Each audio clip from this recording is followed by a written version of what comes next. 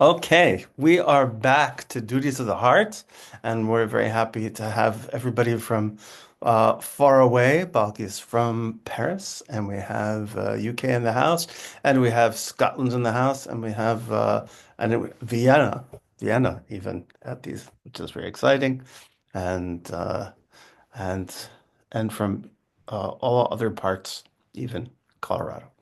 Okay, we are. For those of you who have this edition either in the full size or the cute edition, same paging, it's 714, 715 in the second volume. And if you don't have that, you're lucky. We have a copy in Svaria, and that link is in the chat. So you should be able to follow along. It's pretty close. We are in the Shar Cheshbon Nefesh, the gate of self-accounting, and we are still in chapter 3. And if you remember correctly, this is a series of 30 exercises to kind of check ourselves where we are in our service of God. It's a kind of and and and as I say every single week, these are not meant to be exhaustive. These are meant to be examples. So his his goal is that you're going to look at these and go, oh, okay, so this is how you do this, right? This is how you do an accounting with yourself. You kind of look at the things, at the experiences that you have in the world, and use those as touch points or use those as launching points um, to take a good, harder look at yourself. So this time we're going to be talking love, about love. But interestingly enough, not about the love you would expect. So I'll talk about that a little bit. So he says this. So this is the 14th. He says a person should begin accounting with himself when he feels when he feels ba'et havato unetot nafsho. When a person feels love and he feels attachment and he feels a yearning for one who he thinks has similar feelings towards him, as it is written, and this is from the book of Mishlei, really one of the most beautiful verses in the book of Mishlei, which is the book of Proverbs. Kamayim hapanim lepanim, kain lev adam la'adam, as as water reflects the face, so the heart man to man, right? Human to human, right? That love is kind of like this reflection, this kind of uh, uh, where you're able to see your own reflection in the other person, and it's a beautiful verse. But the main thing is, right? At the moment that you experience love, right? That's another opportunity for a person to think about, okay, what's how my relationship is with God. Now, you would expect here that he would be talking about romantic love. Um, and certainly at this time, right? Certainly at this time, um, Jewish writers were not particularly shy about romantic love. This is a time, this is of course he's writing in Spain at a time when Jewish poets, just like their Arab counterparts, were writing about, well, I shouldn't say their Jewish, like their Muslim counterparts, were writing love poems and all sorts of beautiful things. So it's not like romantic love was unknown. But he doesn't seem to be talking about it, which is interesting, especially since that became kind of a staple of the Sufi tradition. One of the staples of the Sufi tradition was the the likening of the love of God to romantic love. Um, but he doesn't go there, even though from these first words, right? From the first words where talks about love and attachment and a yearning, when it says a kalot rucho, right? Uh, this is not something that you would normally experience. Um, a kalot rucho really means like a a yearning of the a yearning of the spirit is not something you would normally think of as being in a non-romantic relationship. But the example that he gives is decidedly non-romantic. Okay. So he says his regard for his friend, or for whoever we're talking about, the object of love, even higher if his friend, if this other person, the word chaver, like is often used just to refer to another person. So if the other person is notable or a lord, all the more so if he sees in him signs of the feeling is mutual. So he doesn't look at a romantic love here. He talks about a love that a person has for one's patron, for example, right? That you would have for your patron or for the Lord that you work for or that you're associated with. And you know that they have regard for you too, that they love you back, right? Now, maybe one of the reasons why he doesn't talk about romantic love is because he doesn't have to, because it would be what we call in Jewish thought, a kal v'chomer, a how much more so argument. If it's true, right? If this is true for the kind of love that you would have for your employer, right? Or for the Lord that you're associated with, or then how much more so would it be true for a romantic love? So he says, so if you have this love and for this notable, for whoever this powerful person is, and it seems that they feel that way about you too. For example, this friend becomes close to him and promises to help him, does favors for him, shows him kindness, though the friend is not in need of him. So in this case, right, you're going to do all of these things, even though you don't need the person, you're going to do things for them.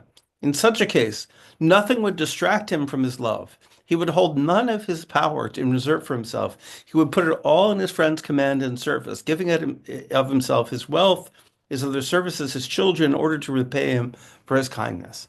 So if you had somebody who truly loved you and was willing to do anything for you, you would be willing to do anything for them, right? You would be absolutely willing to, and you would hold nothing back from them, right? If you have this kind of love, then you're not going to hold anything back from them. So now it says if we should it says if we sorry, if we would go to such lengths for a fellow creature, a mere mortal, right? Somebody who's going to die just like us, right? If we would go to those extent, how much greater is our obligation to our Creator may he be exalted, who loves us, as the prophet has assured us, saying, it is not because you are more numerous than all the nations that God cherished you and chose you.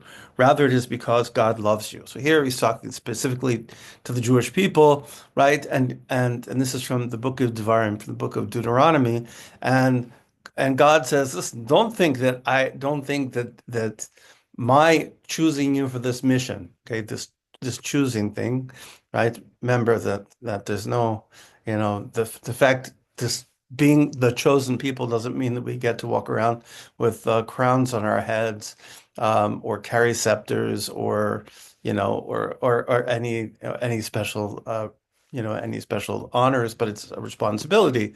He says, but I chose you for this. Don't think it's because there's something like good about you, because you're somehow so ay ay ay. He says, but because I love you. I love you, right? For better or for worse, whether you're good or you're bad, I love you. So besides this assurance, we have seen signs, present and past, of his love for us and his help to us, and how he has drawn us near and promised to stand by us in every generation. As he said, now he quotes from Vayikra, from the book of Leviticus, yet for all that, when they are in their enemy's land, I will not so abhor them and be disgusted with them to destroy them and break my covenant with them, right? So he says, I'm never going to break my agreement with them, no matter where they are, no matter what happens to them. Then continues, and Ezra said, from the book of Ezra, says, though we are servants, our God has not abandoned us in our servitude. So so here he's talking about the specific case of the Jewish people, but really it would apply, it applies to all of us in the sense that the very fact that we're here, the fact that we exist, right, is an expression of God's love for us, right? If God didn't love us, He wouldn't be providing us with, if we would provide with the generosity of every breath, of the generosity of every atom, every electron, uh, circling in its perfect orbit around every atom. So to complete this reflection, we add what is apparent to all of us. If one had been a friend to our fathers and our forefathers, we are bound to show him gratitude for his friendship by honoring and loving him. As the wise one said, wise one always refers to King Solomon, right? So we can always look for a quote from King Solomon. This is from Mishlei, the book of Proverbs. Your friend and your father's friend do not forsake. So the Creator, may he be exalted. So if there was somebody somebody who was supportive of not only you, but was supportive of your parents and your grandparents and your great grandparents, and you have a long relationship with the Creator, may be exalted, reminds us of His covenant with our fathers and His providence over us for their sake. Says to keep His covenant with them, as He said, because He is keeping the oath that He swore to our fathers. There are many such passages. Indeed, there are many passages that talk about God's faithfulness over a period of generations and generations and generations. So when we then do not trust in Him and rely on His grace, when we are not moved to love Him, to adhere to His service, or to pour out prayer before Him, how coarse is our nature, how stiff-necked we are, how small is our faith, how stubbornly we resist the truth. If we know for sure that God loves us, and not only did He love us, but He loved our parents and our grandparents, and that this is a continuous love, and that it's promised forever, then how is it possible that we're not going to want to pray? How is it possible, right? Just why are we so stubborn? He actually asked this question. He's really raising a question here also. It's like, how is this possible? Right? How is it possible that you can experience because if you had a person who really loved you, right, it would be very difficult not to respond, right? If there were a person, and whether you're talking about romantic love or you're talking about the love of your mentor or whatever love it is, it's hard not to respond to that. Like we have a natural response. So what happened to that natural response, right? So he's going to talk about that. Um, so so of God's love for our forefathers, we're not mindful for the Creator's love for us, providence over us, show no gratitude. In return for His reassurances to us and for drawing near to us, we do not serve. In return for all His great kindness and many graces toward us, we do not listen. That He created us and gently guides us, leaves us unabashed. We don't care. How is it possible that we just all of this and we just don't care? It doesn't bother us. So now he gives an answer. It says, "Awake, Haketz Achi, wake up, brother." Okay, so we add sister here, Hoti. It says, "Wake up, awake, my brother, from this stupor." So that's from this, really from this Hashenah, from this sleep. Wake up from this sleep. Remove the curtain woven over your heart by your evil inclination, which interposes between you and the light of your intellect. So there's a covering over the heart. He says, you know what? Your heart has a covering over it. Why is it? Why is it that you can ignore this love of God and you don't respond to it? Because there's a curtain that covers it over, that somehow or another that light isn't reaching you. It's not. It can't penetrate. So how did it come? How did you get this light? So as a spider spins its web over the window of a house. So he says, what is this? It's like when a spider um, puts a web in the window, right? And it blocks out just a little tiny bit of light, a little tiny bit of light. says, as it persists, the web becomes thicker and more of an obstruction until finally it prevents the sunlight from reaching into the house. Right? So if it gets, so if the spider just kept spinning and spinning and spinning and spinning and spinning and spinning and spinning, eventually, right, what started out as a tiny thin web would become so solid that it would not be that no light would be able to penetrate, right? So it's lots and lots and lots and lots um, of little threads. So as a person, as it persists, this web becomes thicker, more of an obstruction, till finally prevents sunlight from reaching the house. When it first spun, it is weak and exceedingly thin, but the longer it stays, the stronger and thicker. So that finally it prevents the sunlight from passing through it and reaching into the house. So now he says this is also how your Yetzer Hara, how your nafs, right, how your lower nature operates. At first, it is very weak and does not prevent you from seeing the truth. So really, nobody goes out to block out, right, God's love. Nobody says to himself, okay, you know what? I'm going to block out God's love. I'm not interested. I'm going to be completely insensitive to it. You don't start out that way. You start out being able to see the truth. But if you become aware of it at this stage, right, and remove it from your heart, the task will be easy for you. So if the Yetzer Hara, if your lower self is is is caught at the early stages when you're already experiencing the light, and this is really, really true, right? You sort of see it, well, you just wipe it away, right? You see a little bit of a spider web, right? You just can wipe away the spider web. It hasn't had time to thicken and to grow. It says, but if you become aware and you move your heart, the task will be easy. But if you take it lightly and ignore it, its work will intensify and will deprive you of the light of your intellect. It will make it difficult to dismiss from your mind. Remember the word intellect here. Um, the word intellect here, sechel, right, doesn't necessarily mean intellect in the sense of the way we usually use the word intellect. Um, he's translating it this way. This is something Prem will understand.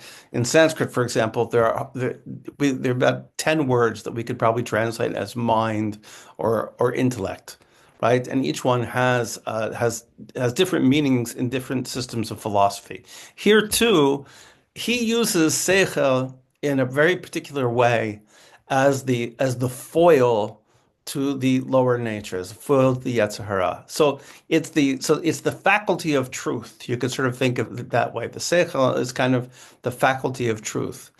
It's your innate ability, right, to detect your innate ability to detect truth. Okay, I'm totally okay with revising that definition, but let's go with that for the moment. Um, so he says that if you're able to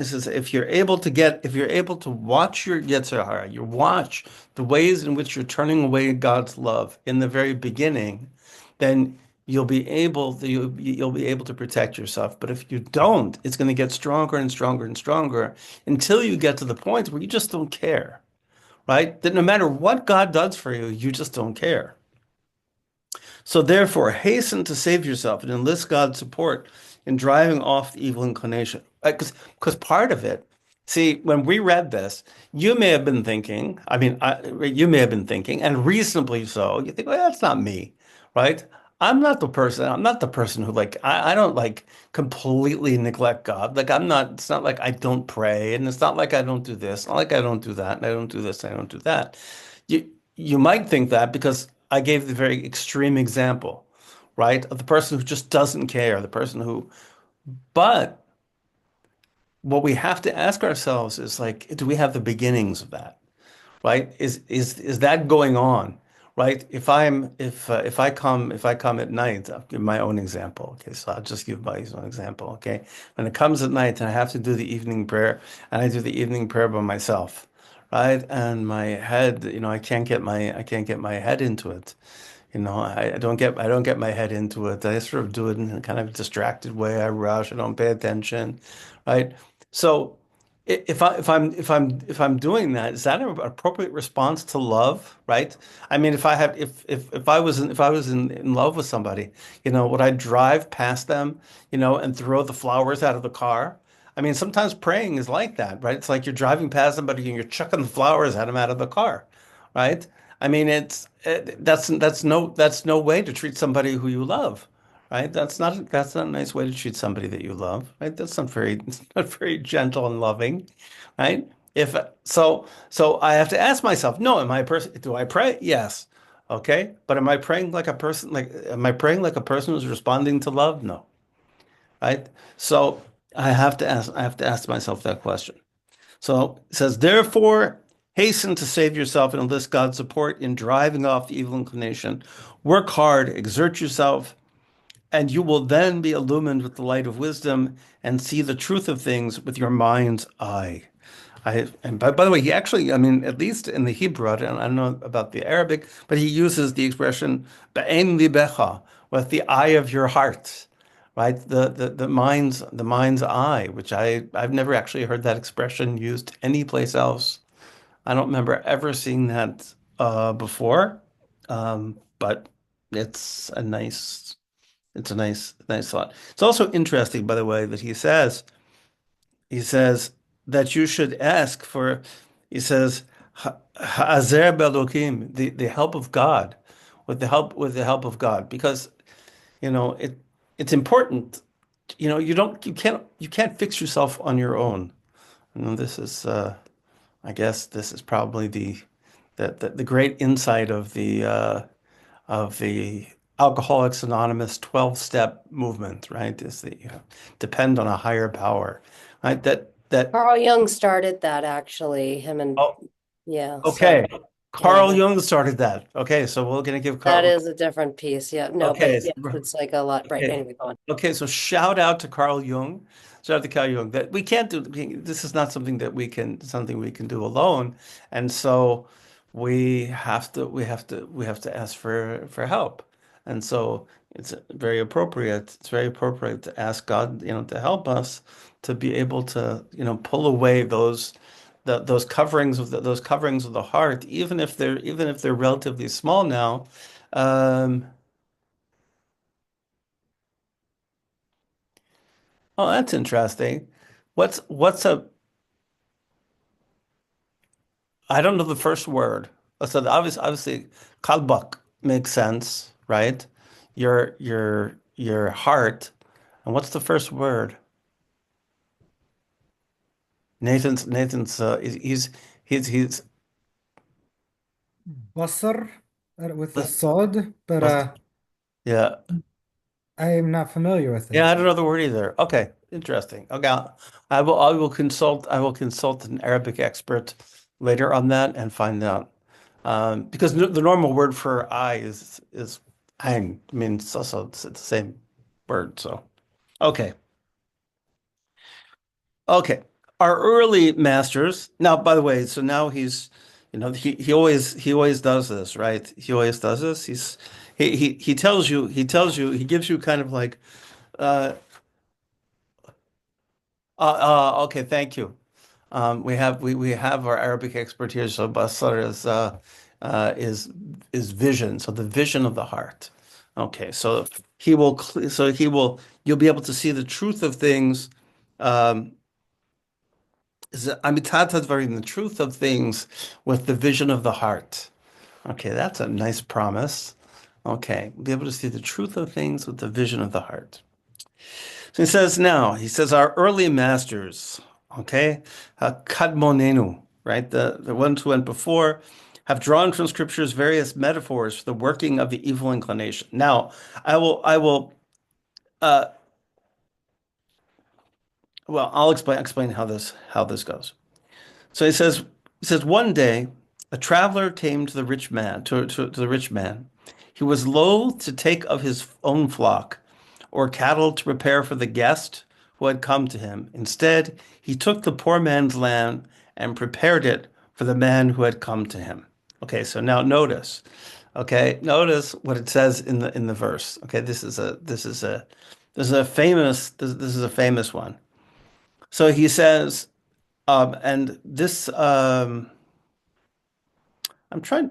Oh, okay, that's right. Right. So this is actually from this discussion is actually from the it's from actually from the Gemara from the Talmud talks about this verse. So it says, one day a traveler came to the rich man who was loath to take of his flock or cattle to prepare for the guest who had come to him. Instead, he took the poor man's land prepared for the man who had come to him. So at first, the evil inclination is called a traveler. Then it is called a guest. And finally, it is called the man. That is the Lord of the house. Right. So this is used as a lesson about the nature of our lower self. So our lower self begins as a traveler. It begins as something which is fleeting, which is only there for a short time, a feeling that we might have, a short-term inclination. Then it sticks around for a little while longer, right? And it becomes a guest, right? It becomes a kind of temporary part of our household, right? A temporary part of our personality, something which feels more integrated, we're more comfortable with it, and then of course it takes over, right? And then it takes over, it makes itself at home. So it says, happy is the man who walks not in the counsel of the wicked, nor stands in the way of sinners, nor sits in the company of scoffers. At first, a person walks. Okay, so now we have another example of this. At first, a person walks, then he stands, and finally he sits. Right? And this is another example, right? This is also referring to the Yetzer Hara. So first, right? First it's walking. Okay, it's just kind of hanging out, right? It's kind of going by its way. It's going to stand there, and it's going to hang around for a while, and then it's going to sit, and it's going to take permanent residence. So he says, make a personal accounting, my brother. Have this and similar matters compel your soul to do what will bring it salvation. For the wise one has said, of those who neglect to reflect, evil men do not understand judgment, but those who seek God will understand all things. Anshe ra lo yavinu mishpat, uvakshe Hashem yavinu kol. Those who seek out God, right? This is the most beautiful thing you can be, right? Is one of them, mivakshe Hashem, people who seek out God. So you'll be able to understand, but only if you seek him out, right? Only if you actually do the job uh, of self-examination. And here in particular, self-examination in the area of love. And the only reason why we don't experience it is because we've allowed ourselves to become insensitive. And so he says, don't allow yourself to become insensitive to it, right? Detect those insensitivities when they're still fragile enough to be broken, when they're still small enough, when they're just guests, and before they've taken up permanent residence in your personality. So that's the end of number 14. And thoughts, comments, objections, I have some things. objections. Yes, good. I'm sorry. I I don't know. This has made me bristle in such a way, but it's my own projection of a situation. Maybe it's a talk for later. However, I have somebody in my world who is really speaks this way about Jesus, and that is not the way that I feel about Jesus. Okay. And I'm just not, he's cool guy, right? He's cool, but that's not my religion. And it's like you've got blinders on. You can't see. I'm rowing the boat, Kaylin, and I'm trying to save you and you're drowning. And I'm like, so I'm thinking, so I'm trying to kind of square that with how we're speaking about God, which I'm actually more amenable to, because that's so anyway. I don't know if that's a question or just a comment, anyway, and it might be a bigger topic of discussion. I just, Yeah, well, I mean, the question of kind of where you I were. hate trying to be saved. I hate it, it's just in the Target parking lot. I can't stand it. It happened. It seems I don't know how I seem to be vulnerable to that, or not Well, if you're vulnerable. going if you're going to Like be if you're going to be saved, I think that the probably the the Target parking lot is Target the parking place lot is to probably get the it. most likely candidate Yeah. places. Yeah.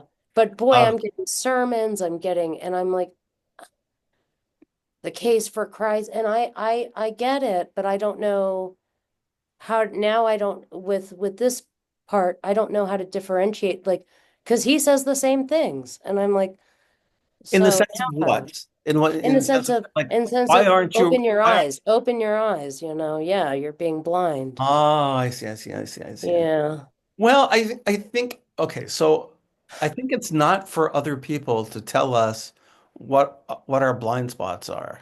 I don't Mm. I mean or where the covering of our heart is. I don't know that other people I mean, it's interesting that we have a section here on Shar Cheshbon Nefesh, right? On self-examination.